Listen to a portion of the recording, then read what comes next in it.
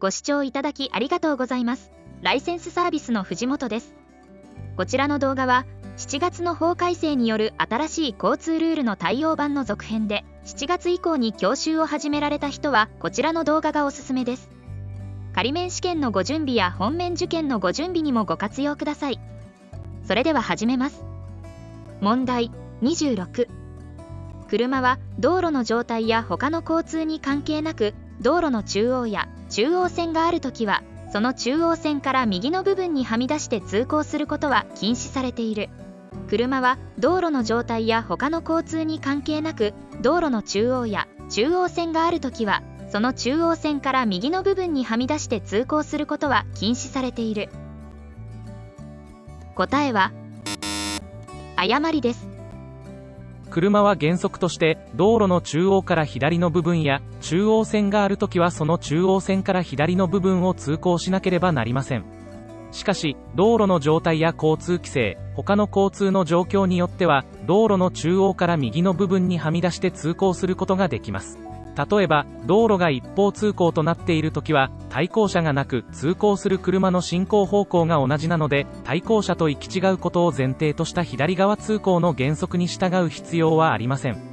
そのため道路の中央から右側部分も通行することができます。その他道路の中央から右側にはみ出して通行することができる場合として道路工事などをしているときや道路の道幅が狭いときで左側部分だけでは通行できないときや道路の左側部分の幅が6メートル未満の見通しの良い道路で他の車を追い越そうとするときなどがあります。ただし一方通行の道路はそのはみ出し方に制限はありませんが、その他の場合は対向車があるのではみ出し方はできるだけ少なくなるようにしなければなりません。問題27。交通整理の行われていない交差点では、優先道路を通行している場合を除いて、交差道路が明らかに広いときは徐行しなければならないが、見通しの良い場合は徐行しないで通行することができる。交通整理の行われていない交差点では、優先道路を通行している場合を除いて、交差道路が明らかに広いときは徐行しなければならないが、見通しの良い場合は徐行しないで通行することができる。答えは誤りです。交通整理の行われていない交差点を通行するときに優先道路を通行している場合を除いて交差する道路の道幅が明らかに広いときは見通しの良い悪いに関係なく徐行しなければなりません。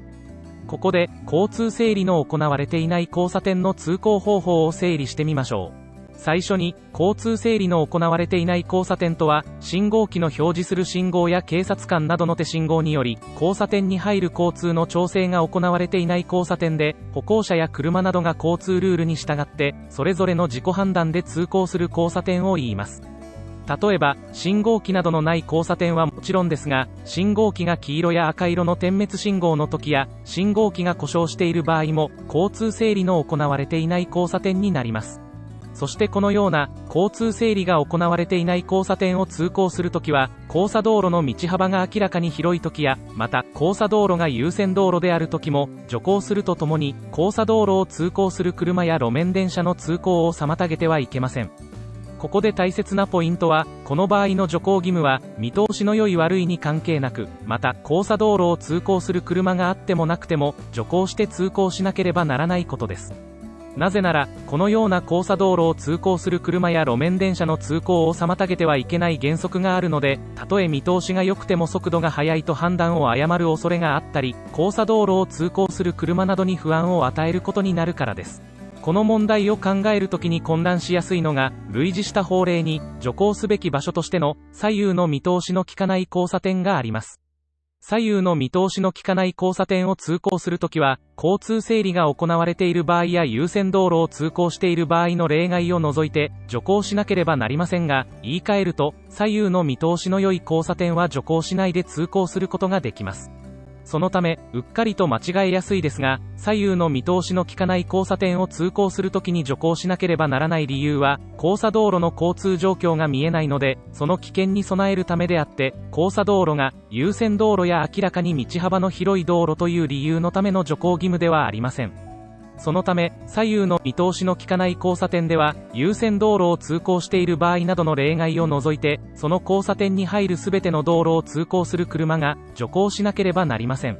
それに対して、交差点に入るときに、交差道路が優先道路である場合や明らかに道幅が広い場合に徐行しなければならない理由は、その交差道路を通行する車や路面電車の通行を妨げてはいけないという定めによるものです。つまり、それぞれ徐行しなければならない場合と、徐行しなければならない場所の別の徐行義務の定めであることを間違えないようにしましょう。もちろん実際の運転では、見通しの悪い交差点や交差道路が優先道路である場合など、複雑な交通環境が多いので、複数の法令を総合的に解釈して判断する必要があります。なお、最後にもう一つ付け加えると、たとえ交差道路の道幅が明らかに広い場合でも、通行している道路の中央線の表示が交差点の中まである場合、つまり優先道路を通行している場合は、徐行義務はありません。道幅が広い道路と優先道路が交わる交差点では、道幅が広い道路を通行する車が徐行するとともに、優先道路を通行する車の通行を妨げてはいけません。そして優先道路を通行する車は道幅が狭い場合でも徐行しないで通行することができます。新しく広い道路が建設された場合などに、一時的にこのようなケースになることがあります。このような交差点では、広い道路を通行している運転者は、優先道路を通行しているものと思い込んでいることがあるので、優先判断を誤りやすく、出会い頭での事故が起きやすいので注意が必要です。問題28。青地に白の矢印の標識は、車は前方の信号が赤色や黄色であっても、歩行者など周りの交通に注意しながら左折することができる。青地に白の矢印の標識は、車は前方の信号が赤色や黄色であっても、歩行者など周りの交通に注意しながら左折することができる。答えは誤りです。青地に白の矢印の標識は、一方通行を示す標識です。この標識のある場所では、車は矢印の示す方向の反対方向には通行できないことを示しています。そして、信号が赤色や黄色であっても、歩行者など周りの交通に注意しながら左折することができるのは、左折化の表示板である、白地に青の左向きの表示板です。この左折化の表示板が、道路の左端や信号機に設置されているときは、信号機や警察官などの手信号が赤色や黄色を表示しているときであっても、周りの交通に注意しながら左折することができます。つまり、信号などに関係なく、常に左折をすることができます。ただし信号に従って横断している歩行者や特定原付と自転車の通行を妨げてはいけません。左折化の表示板は渋滞緩和など交通の円滑化を目的に設置されていますが、設置されている箇所が少なく、一般に認知度も低いようですので、見落とさないように注意しましょう。また、一方通行の標識は、矢印の示す反対方向に通行できないことが交通ルールの内容ですが、この交通ルールの対象は車ですので、自動車、原動機付き自転車、軽車両がこの交通ルールに従わなければなりません。そしてよくあるケースが、この一方通行の標識に、軽車両除くの補助標識がついていることがあります。もちろんこの場合は、自転車などの軽車両や、特定小型原動機付き自転車も、一方通行の交通ルールに従う必要はありませんので、反対方向も通行することができます。さらにこの標識とよく似た意味の分かりづらい標識があります。それは、特定小型原動機付き自転車一方通行の標識です。この標識は、特定小型原動機付き自転車や自転車で歩道を通行できる場合や、特定小型原動機付き自転車や自転車で自転車道を通行する場合に、標識の矢印の示す方向の反対方向には通行できないことを示しています。これは、本来これらの車が、歩道を通行できる場合や自転車道を通行する場合には、どちらの方向へも通行することができますが、交通機能の効率化や安全性の向上のために通行する方向を規制するための標識です。問題29。自動二輪車を押して歩くときは、原則として歩行者として扱われるので、歩道や路側帯を通行することができる。自動二輪車を押して歩くときは、原則として歩行者として扱われるので、歩道や路側帯を通行することができる。答えは正しいです。大型自動二輪車や普通自動二輪車などを押して歩いているときは、歩行者として扱われるので、歩道や路側帯を通行することができます。しかし、エンジンをかけている時や側車のついているもの、他の車を牽引しているものは、押して歩いていても歩行者として扱われませんので、歩道などを通行することができません。その他、形状は車でも、交通ルールで歩行者として扱われる場合は、次のものがあります。移動用小型車で通行している人。移動用小型車とは、人が移動するために電気モーターで動かす小型の車で、一定の基準に当てはまるもののうち、身体障害者用の車以外のものを言います。身体障害者用の車で通行している人。身体障害者用の車とは、病気や怪我などにより歩行が困難な人の移動用の車で、いわゆる車椅子などを指します。一定の基準に当てはまる電気モーターで動かすものもあります。遠隔操作を行わないで遠隔操作型小型車を通行させている人。これは、いわゆる人や物を運ぶための自動配送ロボットを遠隔操作しないで操作しながら通行している人です。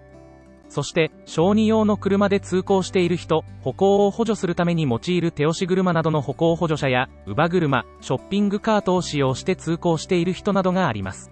なお、これらのものは歩行者として扱われるので、歩行者の通行方法に従って通行しなければなりません。歩行者の通行する場所は、車道を横断するときや道路工事などの場合を除いて、歩道や路側帯のある道路では歩道や路側帯を通行します。この場合、どちらの方向でも通行することができます。ただし、歩道や路側帯のない道路では、原則として道路の右端を通行します。道路の左側を通行してはいけません。問題30。交代する時の合図は、徐行か停止をする時と同じで、これらの行為をしようとする時に合図をする。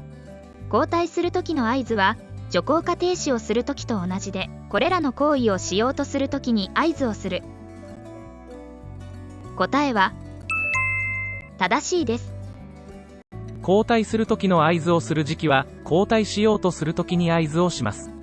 徐行や停止をする時の合図も同じで、徐行や停止をしようとする時に合図をします。交代や徐行と停止を他の車や歩行者に知らせるための合図の時期は、30メートル手前や3秒前などのようにあらかじめするのではなく、それぞれの行為を今からしようとする時に合図をします。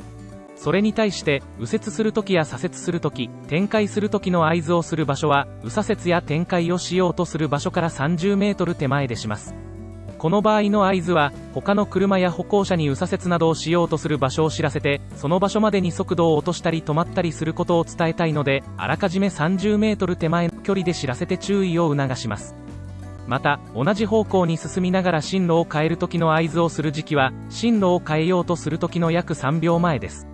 この場合の合図は、他の車や歩行者に進路変更の意思をあらかじめ知らせて、注意を促したり意思疎通を図るための時間として、約3秒前にします。このように、それぞれの合図の目的や知らせたい内容に応じて、合図をする距離や時間などが定められています。問題31。横断歩道の手前で止まっている車のそばを通るときは、歩行者などの飛び出しに注意して、徐行して通行しなければならない。横断歩道の手前で止まっている車のそばを通るときは、歩行者などの飛び出しに注意して、徐行して通行しなければならない。答えは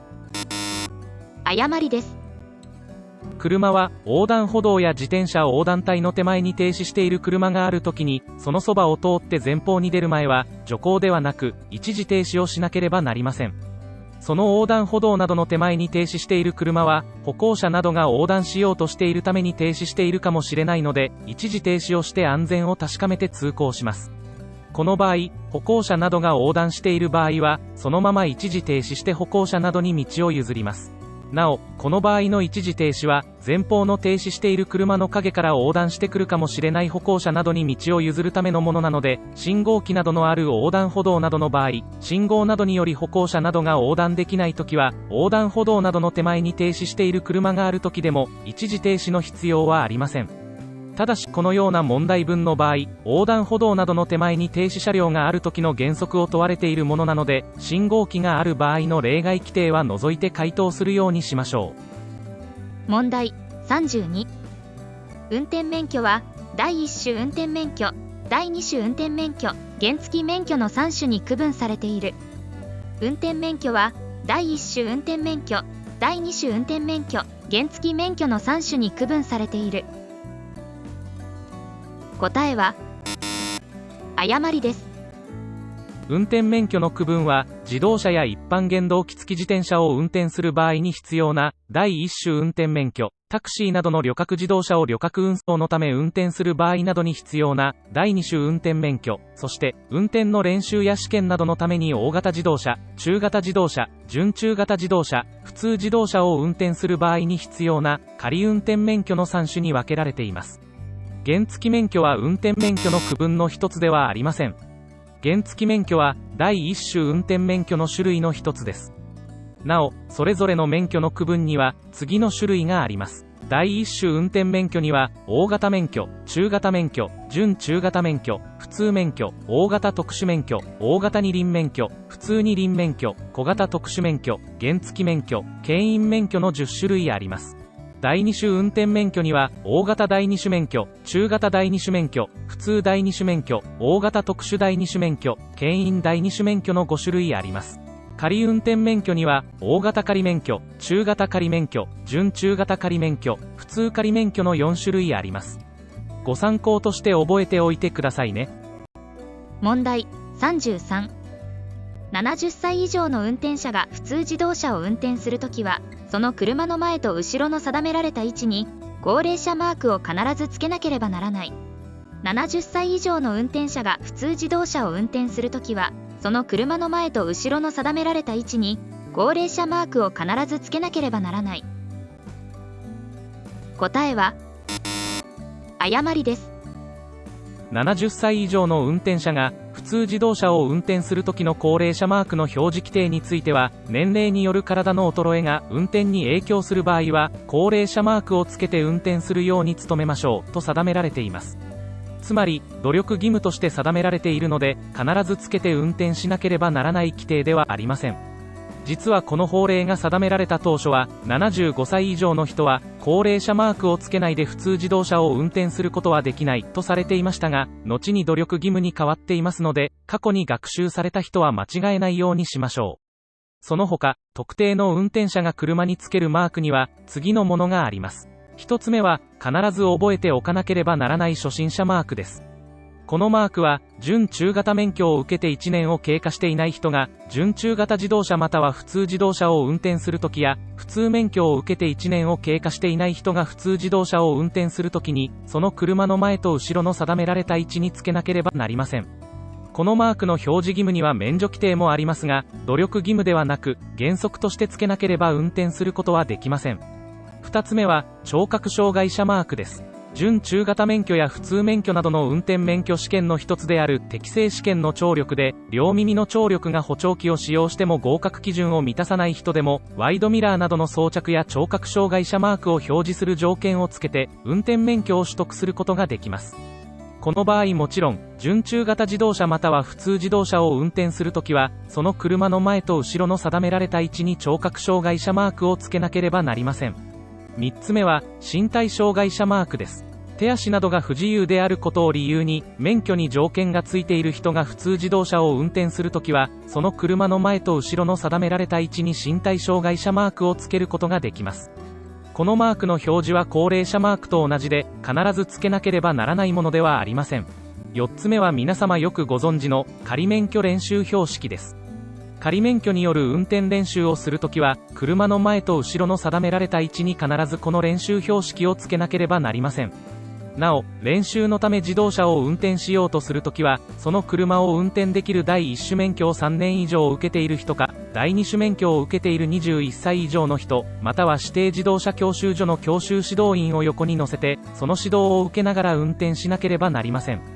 仮運転免許証の携帯も忘れないようにしましょう。最後に、特定の運転者が車につけるマークをまとめます。初心者マークは、準中型免許を受けて1年を経過していない人が、準中型自動車または普通自動車を運転するときや、普通免許を受けて1年を経過していない人が普通自動車を運転するときに、このマークをつけなければなりません。高齢者マークは、70歳以上の運転者が普通自動車を運転するときに、年齢による体の衰えが運転に影響する場合は、このマークをつけて運転するように努めます。聴覚障害者マークは、両耳の聴力が一定の基準を満たさないためワイドミラーなどの装着条件のついている人が、準中型自動車または普通自動車を運転するときに、このマークをつけなければなりません。身体障害者マークは、手足などが不自由であることを理由に免許に条件がついている人が、普通自動車を運転するときに、このマークをつけて運転するように努めます。仮免許練習標識は、仮免許を受けた人が、練習のため大型自動車や中型自動車、準中型自動車、普通自動車を運転するときに、このマークをつけなければなりません。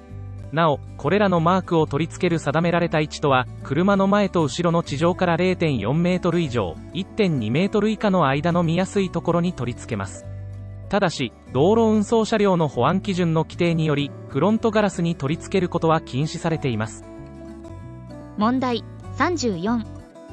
オートマチック車限定普通免許を受けた人でも、一般原動機付き自転車であれば、AT 車も MT 車も運転することができる。オートマチック車限定普通免許を受けた人でも、一般原動機付き自転車であれば、AT 車も MT 車も運転することができる。答えは、正しいです。オートマチック車限定普通免許を受けた場合でも、一般原動機付き自転車は AT 車も MT 車も運転することができます。これは一般原動機付き自転車を運転することができる原付免許は普通免許の皆免許のため、普通免許を取得すれば一般原動機付き自転車も運転することができるためです。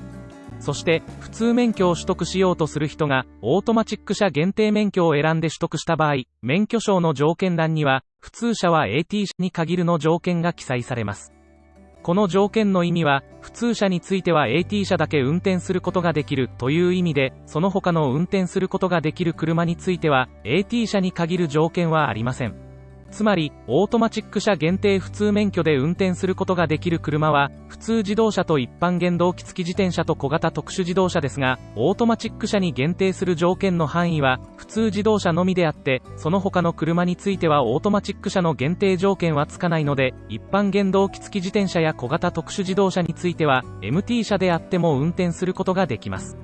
ただし、次のようなケースもありますのでご参考としてください。普通免許を受けようとする人がオートマチック車限定免許を選んだのではなく、手足などが不自由なため運転適正により、安全な運転が行える範囲の車両として、オートマチック車限定などの条件がついた場合は、その他の運転できる車にも AT 限定などの条件がつく場合があります。問題35。前方の交差点を左折しようとするときは、左折する直前に道路の左端によって左折すると良い。前方の交差点を左折しようとするときは、左折する直前に道路の左端によって左折すると良い。答えは誤りです。この問題は車の左折方法の左端に寄せる時期について問われています。原則として車は左折しようとするときは、あらかじめその前からできるだけ道路の左端により、交差点の側端に沿って徐行しながら進まなければなりません。つまり、直前で寄せるのではなく、あらかじめその前からできるだけ左端に寄せなければなりません。これは、左折をするときに、交差点の直前で左端に寄せようとしても、すでに二輪車などが左側方を通行しているときなどは寄せることができなかったり、衝突の恐れがあったりします。また、後続車の通行を妨げることになるかもしれません。そのため、その車の左側を通行しようとする他の車との衝突を防いだり、直進などをしようとする後続車の正常な通行を妨げないように、交通状況に応じてあらかじめその前から左端に寄せることが定められています。そして、できるだけ、道路の左端に寄ることとは、通行している道路の交通状況や路面の状態、車両の大きさなどによる特性に応じて可能な限りという意味で、道路工事をしている場合や障害物がある場合などは、安全な通行に支障をきたさない程度に寄せるようにします。大型車などは左折しようとする道路の幅によっては、寄せる程度を判断する必要があります。左端に寄ると曲がりきれない場合もあるので、そのため左端に寄せる程度をできるだけとしています。この場合、大型車などが左折しようとしている場合に、道路の左端に寄せようとしていない時でも、その他の交通は、その左側を通行しようとしたり、右側方を通過しようとすると衝突する恐れがあるので、後方で待たなければならない場合もあります。なお、左折する場合にあらかじめできるだけ道路の左端に寄せる時のこの道路とは、歩道や路側帯のある道路では車道のことなので、車道の左端にあらかじめ寄せて左折します。もちろん、バス専用通行帯や自転車専用通行帯、バス優先通行帯であってもその通行帯に入って左端に寄せて左折します。また、交差点内では、交差点の側端に沿って徐行しながら通行しますが、交差点内に矢印などの表示で通行方法が指定されているときは、それに従って通行します。これは、左折しようとする道路が、すぐに進行方向別の通行帯が指定されている交差点につながっているような場合に、この通行方法が取られることがあります。